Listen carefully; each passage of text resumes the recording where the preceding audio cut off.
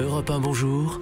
Raphaël Duchemin. À chaque attaque terroriste, la question revient de manière lancinante. Aurait-on pu l'éviter? C'est une fois encore le cas. Après l'attentat de Trèbes dans l'Aude, c'était il y a 3 jours maintenant. Bonjour Hugues Moutou. Bonjour. Merci d'être avec nous sur Europe 1. Vous êtes préfet, spécialiste des questions de sécurité. Vous avez écrit avec Jérôme Poirot, ancien adjoint du coordonnateur national du renseignement, le dictionnaire du renseignement aux éditions Perrin. Radouane Lagdim est présenté comme un délinquant qui s'est radicalisé. À partir de quand, dites-moi, on considère qu'un homme, ou qu'une femme d'ailleurs, s'est radicalisé? À quoi le voit-on? À quoi le détecte-t-on? Depuis quelques années, il y a eu une évolution majeure. Les radicalisations ne sont plus ce qu'elles étaient. Aujourd'hui, on se radicalise en quelques semaines via des sites internet.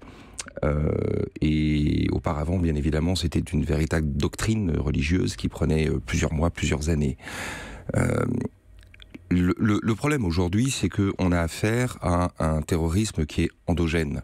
Les services l'ont remarqué depuis de nombreuses années maintenant, c'est-à-dire qu'on n'a pas besoin de partir en Syrie ou en Irak pour devenir un élément dangereux. Ça, c'est la première chose. Et deuxièmement, il y a un continuum évident entre la délinquance de droit commun et les actions terroristes. La plupart des personnes qui sont passées à l'acte, qui ont basculé dans l'action violente terroriste ces dernières années, étaient connues des services de police pour avoir été des délinquants, voire des tout petits délinquants, ce qui était le cas du terroriste qui a frappé à Trèbes. Il était fiché S depuis 2014, suivi, nous dit-on, en 2016, en 2017.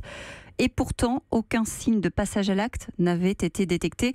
J'ai envie de vous dire, c'est souvent le cas.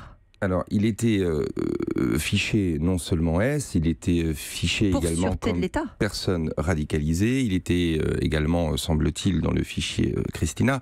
Le problème, c'est qu'il y a toujours une incompréhension quand on parle de fichage. Il y a en gros 2 catégories de personnes que l'on retrouve dans les fichiers S. Au sein des islamistes, on va dire par exemple. On a d'une part des gens qui sont fichés à titre principal, qui sont des cibles prioritaires des services. Et puis, on a une autre catégorie de personnes, c'est l'entourage des personnes qui constituent des cibles. Et le fichage S, alors, agit comme une sorte de sonnette que vous accrochez sur quelqu'un lorsqu'il fait un mouvement, lorsqu'il se déplace, lorsqu'il passe une frontière. Eh bien, ça teinte. Ça teinte sans que la cible, bien sûr, du fichage en soit consciente. Mais comme ça, on a la possibilité de savoir que monsieur untel s'est rendu hors du territoire national. À l'occasion d'un contrôle d'identité dans un véhicule, on a l'occasion de savoir qui sont les personnes qui l'accompagnent. En fait, ça nous permet de faire un mapping, le fichage. Vous dites les personnes ne sont pas au courant. Or, c'est précisément le principe actuel des terroristes, c'est de rester en sommeil, donc de ne pas montrer de signes éventuels de surtout quand on a affaire à d'anciens délinquants, il faut bien comprendre que on ne peut plus se permettre d'être laxiste en matière de répression de la délinquance de droit commun parce que ces délinquants de droit commun ont l'habitude d'échapper à la police. Ils ont l'habitude d'être prudents, de ne pas pouvoir être écoutés ou leur intention décelée facilement. Donc ça veut dire qu'on a affaire à des professionnels, si je puis dire. Vous avez vu ce que dit François Molins. Ces attaques rappellent que le niveau de la menace terroriste sur notre territoire n'a pas faibli. Bien sûr. Désormais, surtout endogène. Il est d'abord le fait d'individus radicalisés se trouvant sur notre territoire national. On a toujours à gérer le retour du djihad. On a peut-être trop focalisé justement sur ces fameux revenants plutôt que de regarder ce qui se passait réellement sur notre territoire. Non, puisque les services ont alerté depuis le milieu des années 2010 à peu près que la menace essentielle en France était une menace endogène. Les statistiques d'ailleurs sont très parlants. C'est une menace endogène et on a affaire à des gens qui ne sont pas des terroristes aguerris. Alors, ce n'est pas parce qu'on est un néophyte du terrorisme qu'on est moins violent. C'est tout le contraire. Ce sont des gens qui sont plutôt, qui ont des profils psychologiques assez fragilisés et qui compensent leur manque d'expérience et de professionnalisme par une violence démultipliée. C'est ce qu'on a vu à Nice, par exemple. Emmanuel Macron a demandé au préfet, justement, de convoquer dans la semaine les services en charge de personnes radicalisées. Pour faire quoi? Pour changer quoi? Moi, je pense qu'il y a un travail à faire au ministère de l'Intérieur sur le fichage et sur les conséquences que l'on l'on tire. On avait vu dans des affaires précédentes que l'on pouvait être fiché S et pour autant obtenir une détention d'armes. Ce n'est pas le cas pour les personnes qui ont fait des séjours psychiatriques, qui ont des antécédents.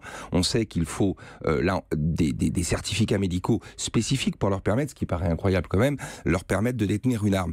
Eh bien, moi je pense qu'il faut arrêter de tout mettre dans le fichage S, il faut créer un fichage beaucoup plus spécifique et il faut que être fiché R pour radicaliser par exemple au sein du FPR, qui est le fichier des personnes recherchées, emporte un certain nombre de conséquences administratives et juridiques, qu'on ne puisse pas être au contact d'enfants, qu'on ne puisse pas exercer certaines professions avec des armes, que l'on ne puisse pas être, etc., détenir une arme. Voilà, il faut que du fichage qui est un travail administratif, on ait un certain nombre de conséquences juridiques précises. Alors justement, ce fichier dont vous parlez, pour la prévention de la radicalisation à caractère terroriste, il y a à l'intérieur environ 20 000 personnes, 11 000 qui sont prises en compte. Oui, alors aujourd'hui, il y a 11 000 personnes qui sont prises en compte de manière effective par les services, c'est-à-dire la moitié. Oui, alors effective, vous savez, c'est très consommateur. Qu'est-ce qu'on entend par effective d'ailleurs ? Voilà, c'est très consommateur de main-d'œuvre. Pour surveiller une personne 24 heures sur 24, il faut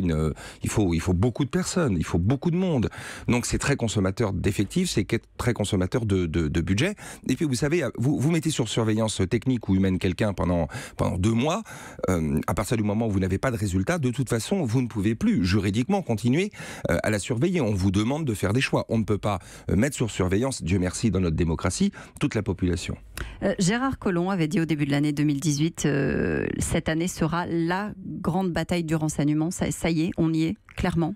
Oui, ça fait quelques années. Avec les bons moyens. Ça fait quelques années qu'on a compris. Le livre blanc de 2008 expliquait que anticiper et connaître, c'était une donnée fondamentale aujourd'hui. Oui, effectivement, c'était il y a 10 ans.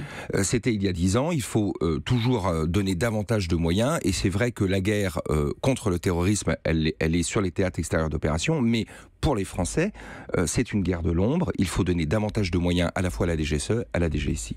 Vous disiez en 2015 qu'il fallait créer un ministère de la Sécurité nationale pour lutter contre le terrorisme. Oui. C'est toujours le cas ? Oui, bien évidemment. Je pense qu'on devrait... La task force ne suffit pas ? Non, bien sûr que non. Il faut que toutes les administrations qui, de près ou de loin, ont une incidence dans la lutte contre le terrorisme, soient pilotées par une seule et même personne. Il faut que le ministère de la Sécurité nationale, futur, que j'appelle de mes voeux, ait un poids hiérarchique à la fois sur l'administration pénitentiaire, sur l'attribution des visas.